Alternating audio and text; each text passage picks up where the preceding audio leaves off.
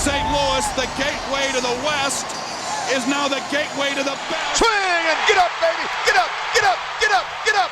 Home The game is over. The series is over. The wait is over. What's happening, nerds? Earlier tonight, I was going through some of my cards, and I was flipping through my Ken Boyer binder, and it was just a couple videos ago and whatnot.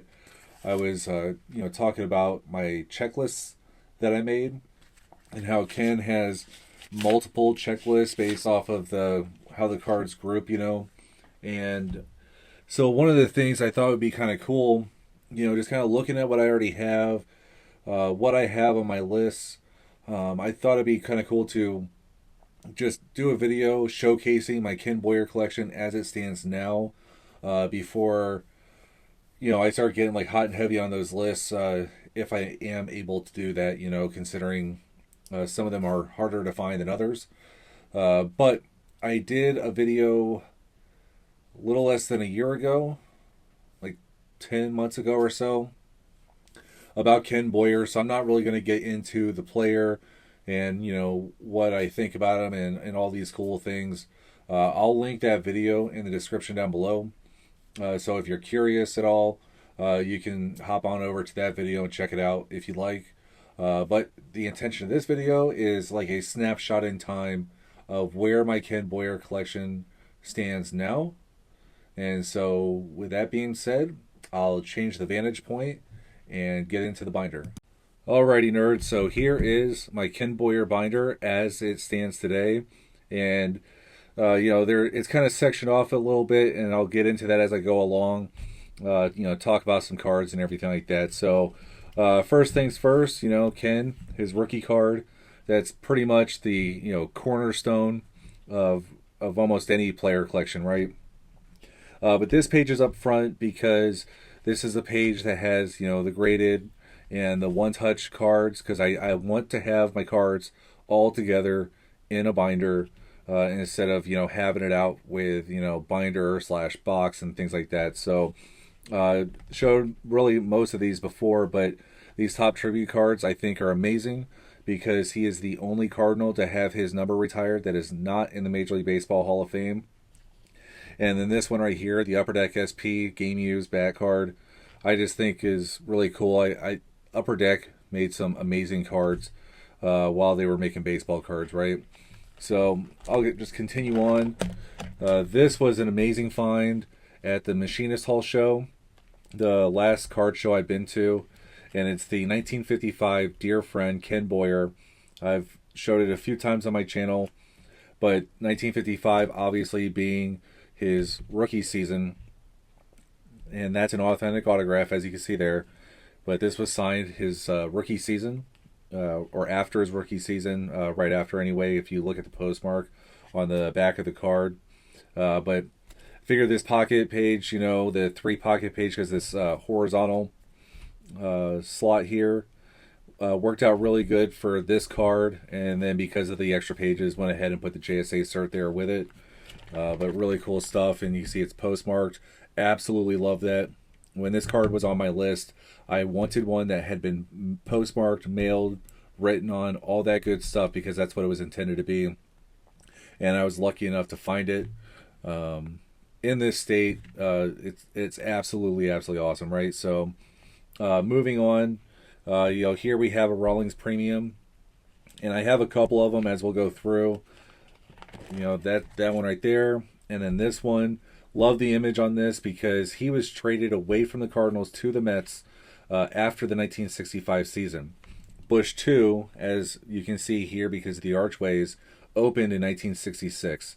And it's too bad that he got traded when he did and never got to play in this ballpark as a Cardinal. So when Rawlings did this premium and pictured Ken in the new Busch Stadium, was, I think, a phenomenal choice by them, and just amazing for me as a Ken Boyer collector. So this is the only piece that I have of Ken not on the Cardinals, but I love the tie-in because of the ballpark. Here I got these along with one of those premiums from Tom over at Keishi 1967.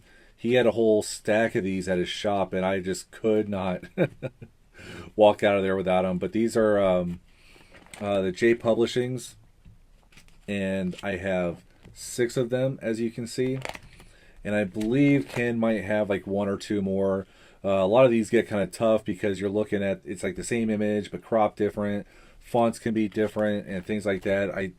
I learned what I do know of about these cards because of Ken Boyer and wanting to collect a lot of his cards, because I'm starting to consider myself a Ken Boyer super collector.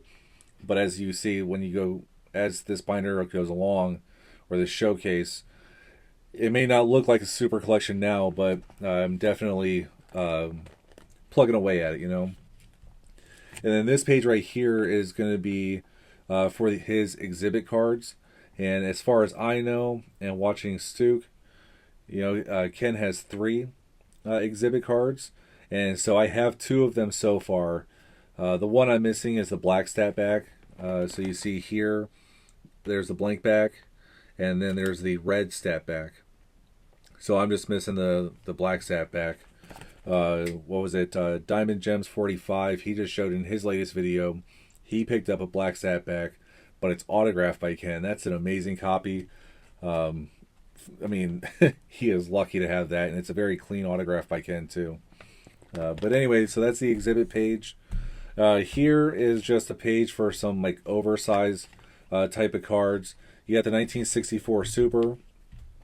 And then this one, I love this one. And I'm so happy I was able to find it. But J.D. McCarthy, and it's Ken and Cleet, the Boyer brothers. And, you know, how those two ended up playing each other in the 1964 World Series. Both of them played third base. Both of them won Gold Gloves. I mean, it's just phenomenal what that card is, just when you look at it, right? And then here's a Laughlin card. I forget the year, 1974. And I just like this one a lot because it talks about Ken's performance in an All-Star game. And as you see, like as we're going on, I don't put the same constraints on myself collecting Ken Boyer that I do for some other players such as Ozzie Smith. So this is clearly a post-playing days card. But it is a little bit larger than your standard card size, and so it wouldn't fit into another page that we'll get to later, and that's why I put it here. But as I pick up more, you know, that might get filled. Might have to do another page for oversized stuff. Here we have the Aurora Vision card, made a little bit somewhat famous here by Jason, Everyday Collector, because he collects this heavily. And I think he's 1 or 2 away from the master set, but he has the standard set.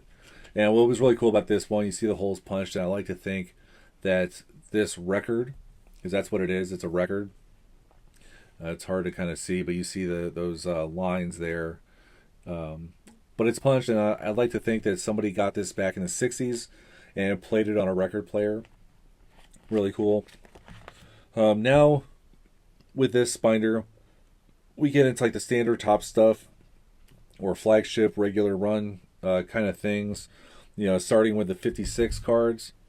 And I'll go ahead and just flip to the back of it real quick, but you can see there's the white back and then there's the gray back. Really cool. And then we go along, you know, you got the 57, 58, 59, so forth and so on. And you can see I have like the leaf stuff and everything, so I included that in there.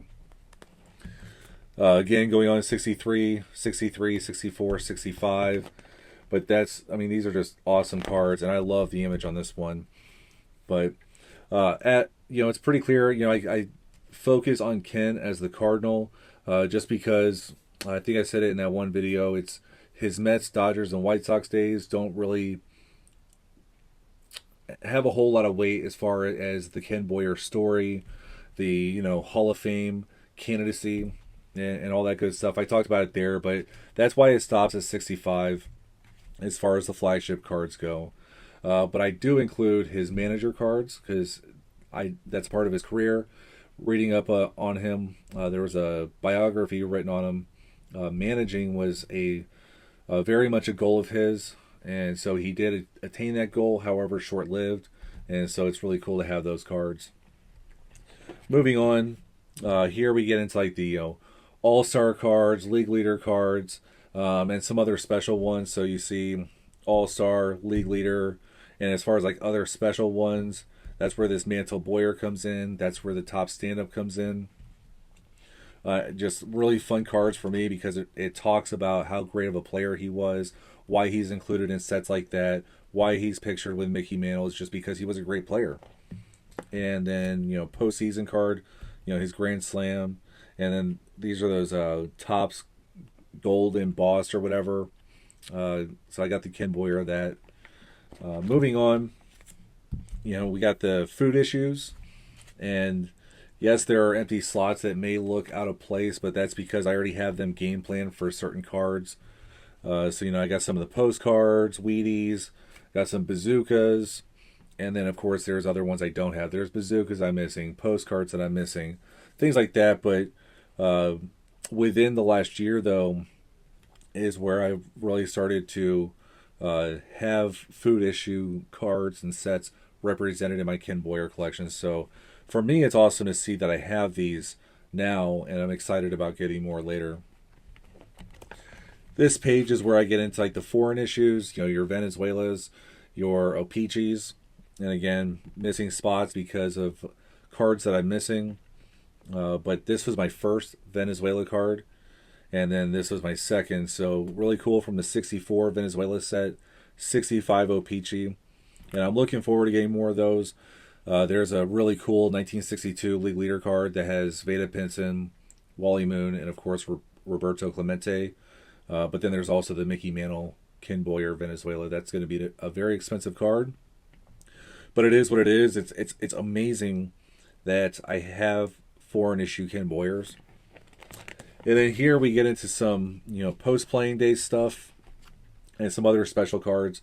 So here I have the run, so to speak, rainbow or whatever you want to call it from the 1975 set, commemorating his 1964 MVP season. So I got the Topps, Opeachi, and Mini. And then before I get to that, but again, commemorating his 1964 season when Kmart did this 20th anniversary set. Again, you got Ken Boyer there and his 64 card pictured. This action pack card, I found it at a card show, and I couldn't not buy it. I mean, it was probably less than $1. So I just figured it was kind of funny to find a Ken Boyer card in California, and so I bought it. And then this one, this is the first card I can remember of Ken Boyer within my collection anyway. It was from that McDonald's set in 1992. So now going back to that J.D. McCarthy card, before I got that, I had picked up this card. It's the 1964 Clete Boyer. And why 64? Because that's the year they played each other in the World Series. It's his brother. I do need to get a Cloyd Boyer card. I've said that before, and I just haven't prioritized it and done it, but that's going to go there for sure. But anyway, it's one of those things where over the course of time, my collection had started with, I wanted these kind of cards, League Leader, All-Star cards, World Series cards, because of like I said, it just speaks how great he is. And then I decided I wanted to do more after purchasing a couple cards like this one from Greg's dad over there, there at a Fairfield show. And then it's just kind of grown and grown and grown and grown over the course of time with that. And so when you go flipping through this binder, what I see is I've got some really cool fun cards. I see, this is kind of an obscure card, but just phenomenal. These Rawlings premiums, I love defense, and Ken was a standout defensive third baseman, and so that's what I think of when I see these premiums. I'm learning about new set types like these J Publishing cards. It's getting into like these exhibits. J.D. McCarthy postcard. I never really thought of those before I started collecting Ken. Getting into some other really cool sets like the Supers, which you see a lot of people collect like that. I would have never had one of these if it wasn't for Ken. As a matter of fact, I believe he's the only Cardinal in that set. And of course, you have your basic flagship runs and everything. Again, learning about Ken and how important that was to him, had to include that. But then you move on and, getting into like the food issues. And I've talked about this with like my Ted Simmons collection. It's food issues and whatnot. So I have the 70s Obviously, I have the 80s, 90s with Ozzy, and I got the 60s going on with Ken Boyer. And that's, to me, a lot of fun. There's these postcards. They're hand-cut. There's post-Canadian. Things like that. The bazookas, which I got into those because of Theo, Clemente collector, highlighting a lot of Clemente bazooka cards. And I was like, man, those are really cool. And then when I started getting deep into Ken Boyer, realizing that he's in these sets, added a lot of excitement for me. These foreign issue cards, yeah, I have O-Pee-Chee cards. I have a bunch of them because of hockey and Ozzy. But the Venezuela cards, like, Ken is my gateway into those kind of cards. I'm not really going to get into any more of them, but it's really cool having even just 2, hopefully 4 down the line. And then just having fun with some post-playing days, family ties, and things like that. It's quite crazy how far this collection has gotten to this point. I'm excited to see it grow. Ken was the catalyst for my Cardinals Hall of Fame and Museum collection that I thoroughly enjoy. So anyway, I'm going to stop rambling, and I really hope you like this showcase of where my Ken Boyer collection stands at this moment in time. And I'm excited to see how it's going to grow moving forward. So with that being said, thanks for nerding out with me.